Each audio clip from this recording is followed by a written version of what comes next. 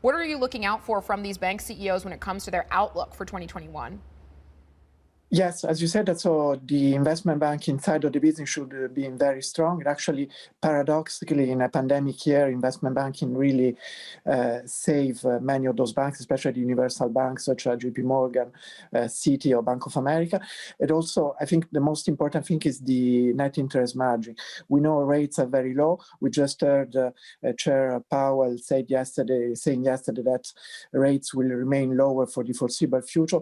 Actually, this is quite costly for the banks because they're not used to live with such a low level of interest rate. So paradoxically, for the inherent profitability of the banking sector in America, it is important actually rates keep on rising. So will eventually rise. And I think also it will depend whether the rebound we will see in 2021 will be a strong one, which is potential create a reflationary environment. In the case that so the Fed probably will have to hike rates back again, and that also would be important for the NIM because NIM are going down and fast.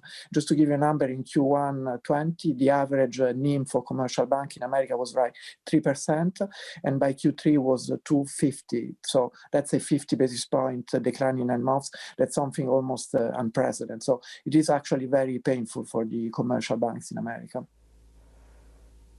That is interesting, despite the recent steepening that we're seeing in the yield curve. Back in December, the Fed gave the green light to U.S. banks to start distributing capital back to their shareholders. But, and I think this is key here, it is a function of the 2020 earnings results. So in your view, which U.S. banks are better positioned than others in terms of the amount of capital that they can give back to shareholders in 2021?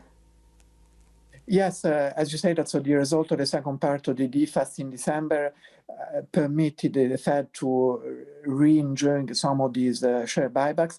It's important to remember that America, unlike other countries, never stopped the banks from paying an ordinary dividend or a dividend on the ordinary shares, unlike Europe, unlike Japan, unlike the UK. Now also they say reopening the tap for share buybacks, but it's capped at the moment. So it is not, I think it's more, the message is more in the, say, in the future. If things stabilize, if the economy is back on track, if the unemployment rate keeps dropping, then maybe also we'll see more substantial share buybacks. For the moment, I think it just has some signal virtue. And I think in terms of names, yeah, the usual suspect, the JP Morgan, I think potentially the Bank of America and the Citi of this world. Wells Fargo has different problem because also they need to sort the process and say get off the strong oversight from the Fed.